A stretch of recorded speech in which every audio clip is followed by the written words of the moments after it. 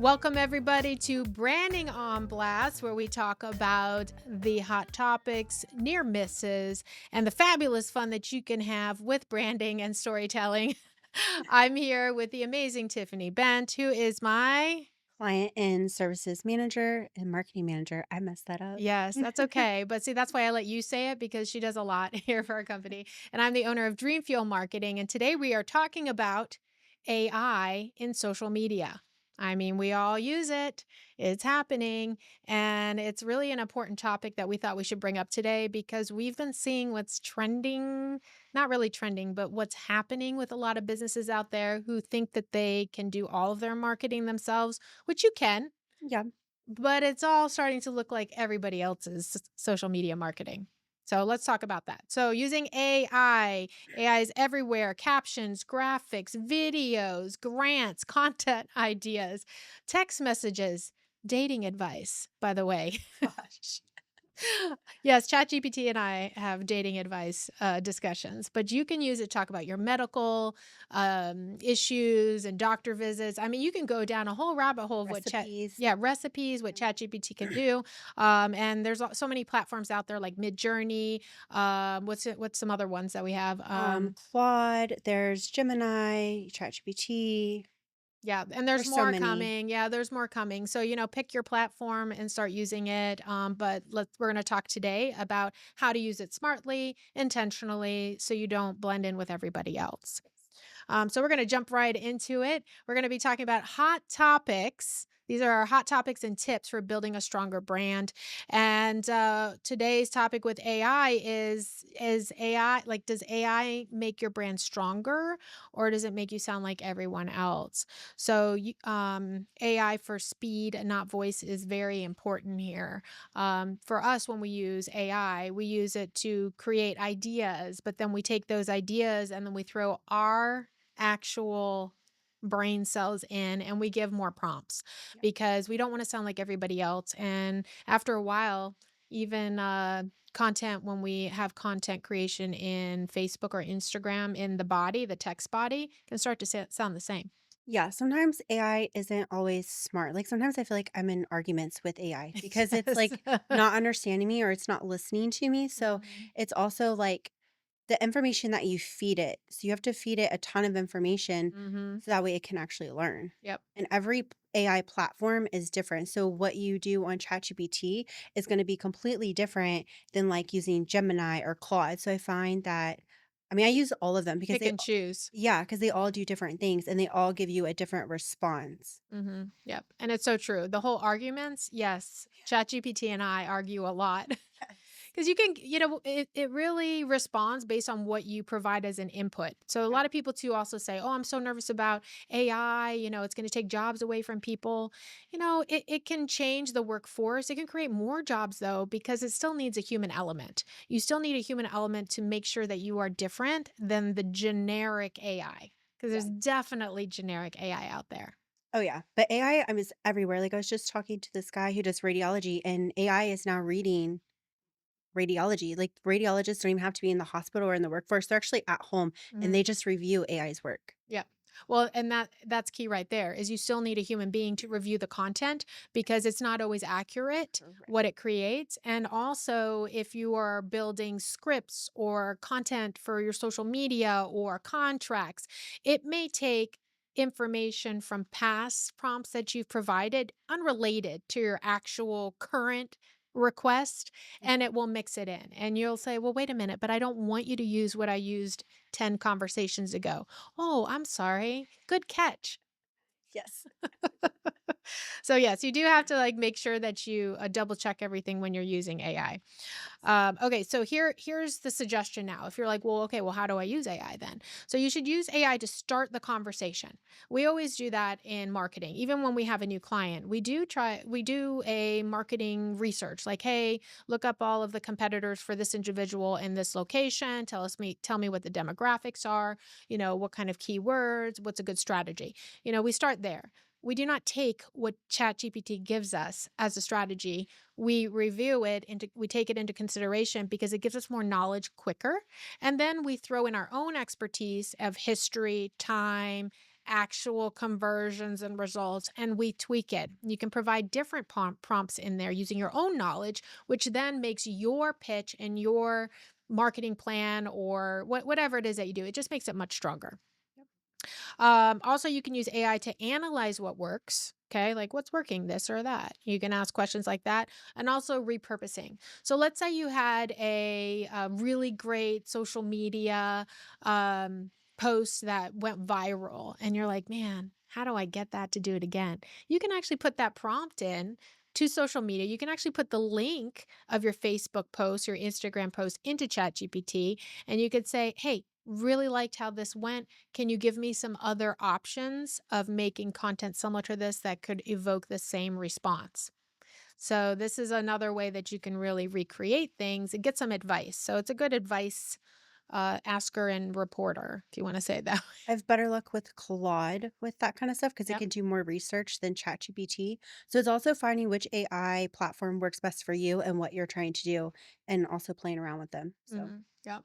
And now with all the new updates, there's always a deeper version. Like they mhm. have a deep research version, and now even some of the platforms will allow video creation as well. And you're allowed to add images, and then they can, it's getting good, with the prompts for imagery.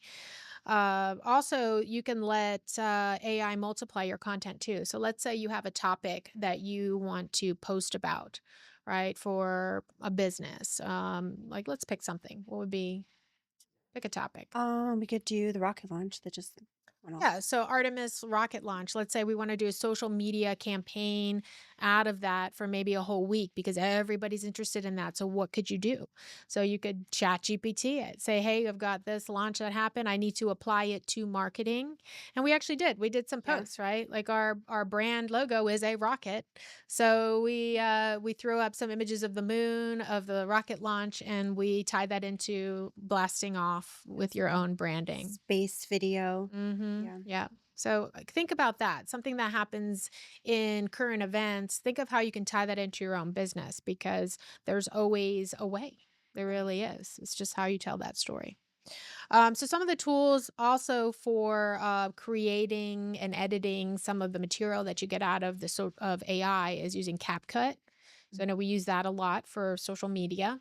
And you can, and I think now, isn't there some AI components to CapCut that can There modify? is. You can actually give it prompts and it'll actually create the video for you. You can actually give it images and it'll create the video. Mhm. But what I find that works best with the images that ChatGPT or any other AI platform gives me is Canva because I can go in and I can pull and remove backgrounds. Mhm. I can, now that it has like I think it's magic layers Mhm. where you can actually, move all the different elements inside of Canva because the AI images just aren't very good. Like, some elements are great, but not the entire image. Like, actually, one for Hurricane Wings, I took it made like a graphic, which is gonna be in here, Mhm. and the entire graphic wasn't great, but it was like a skeleton running with a beer in the hand. I Mhm. was like, "Oh, that's great." So I actually pulled that out of the graphic that I made. So Mhm. it's just learning how to use AI. Yeah, you can use components of it, and Yeah. it's true. So sometimes an image is not what you wanted it to be, but it might inspire you to create something else Yeah. or take a component of it. Yep. So, you use it as a tool. It's just another tool. Just like computers, when there was no such thing as the computers, there's no such thing as the internet or a Oh my cell gosh, phone. yes. These are people were complaining back then too that, oh my gosh, cell phones are going to take away the jobs for telephone operators.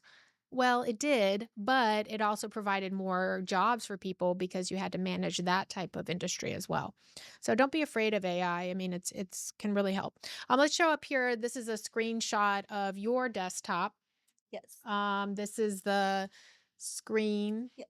here. And why don't you explain what you use and the settings for AI? What are you using? ChatGPT? Is it Yes, so Chat? this is the settings for my ChatGPT. So, what you can do is you can go into settings. Now, I do have the paid version, so I believe you can do the same thing for a free version. Mhm. But you can actually go in and you can personalize it. So, AI always sounds the same. So, how can you make your AI sound like you? Well, you need to go in and you need to feed it information. So, in the settings, you can change the tone. You can change like different kind of characteristics of how you want it to respond. You can also give it custom instructions. So I've given it a specific instruction of what I want my ChatGPT to do because we use it for clients and I have each client in a folder. And so I basically need my ChatGPT to be a social media expert. And so obviously it's not perfect. I have to go in and I have to They'll provide the prompts. correct. And even once it gives me, information, I still have to go through and fix it and tweak it and put my own spin on it for the client or for us, or even like when I use it for personal stuff. And to double check the actual information, because it's not always accurate, it will not always keep the phone number or the name of the client or the location. So that's always something you still have to double check everything that you create using AI. Yes.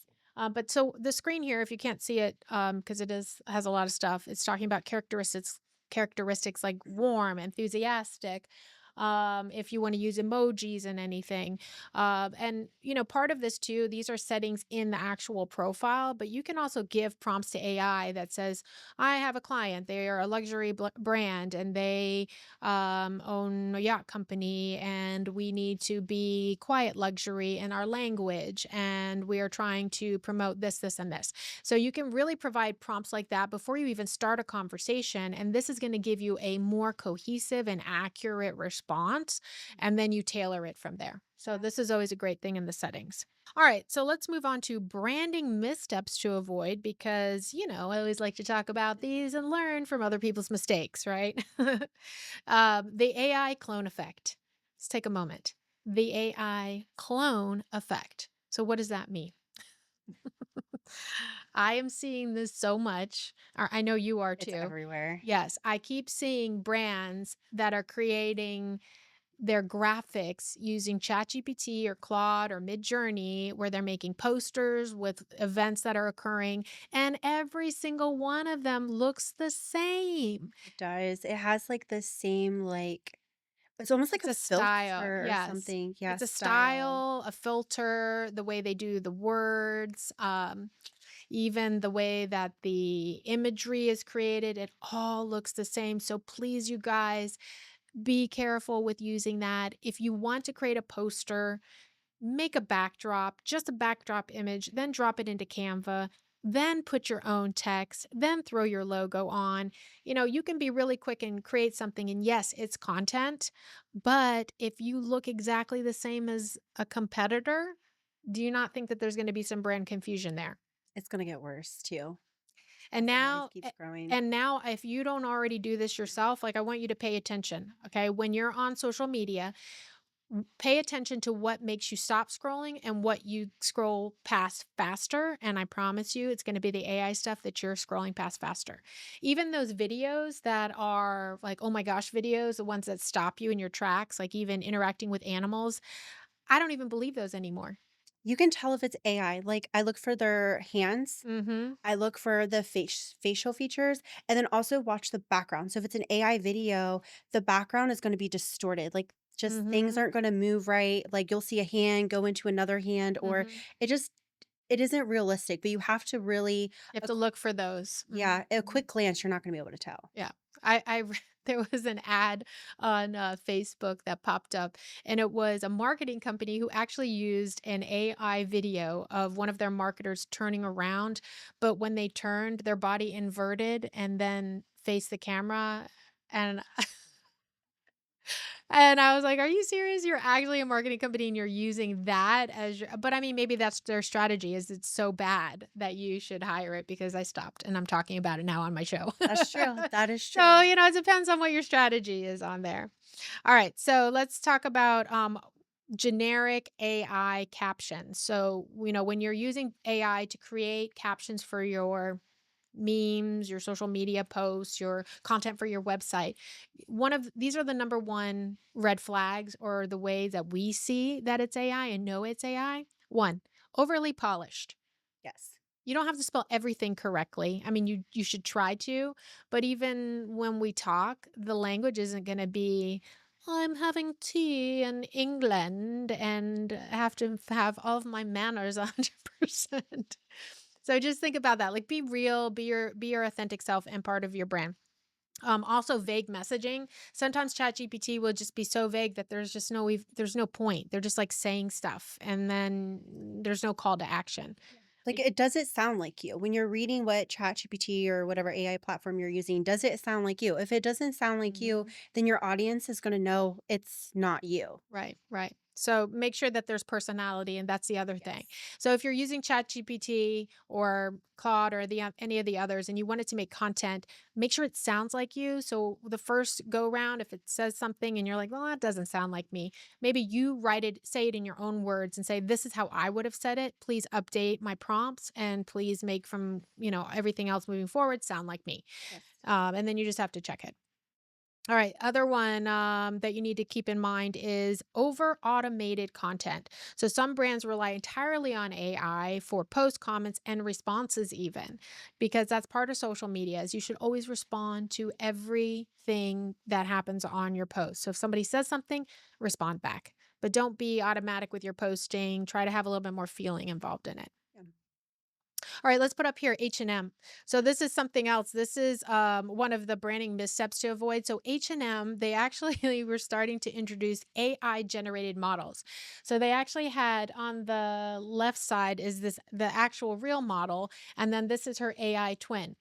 Oh. Mhm. It was her digital twin. So they were actually using real models, but then they were cloning them and then putting them in clothing and using their image that way. So the models were being paid, but they were getting less work because of this digital AI that was happening.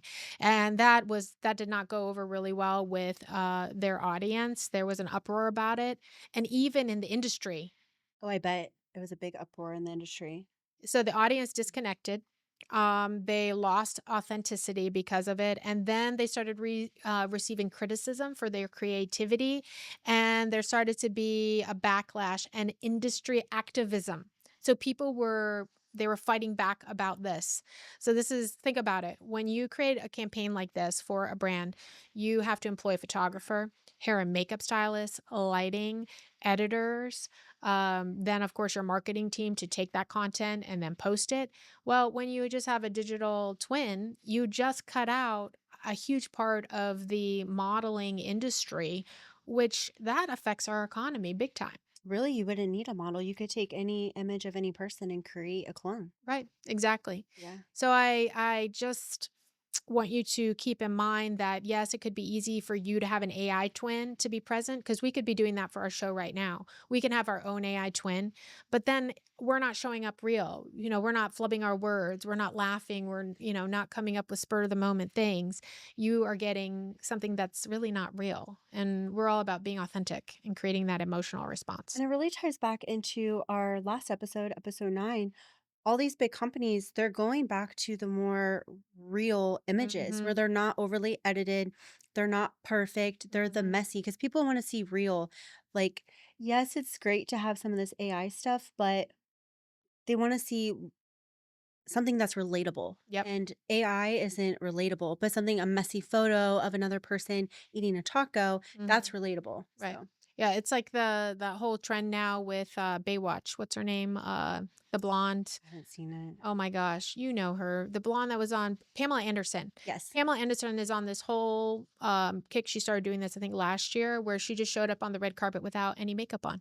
Oh, wow. And it became very controversial that she showed up like that, but now she has a whole brand, she has a show, Sephora is embracing it, or Ulta's embracing it, Awesome. yeah, and keeping it very, very authentic. So people do, in AI world, people still want that human connection and naturalism. I think it's because we're getting further away from it that people are actually craving it.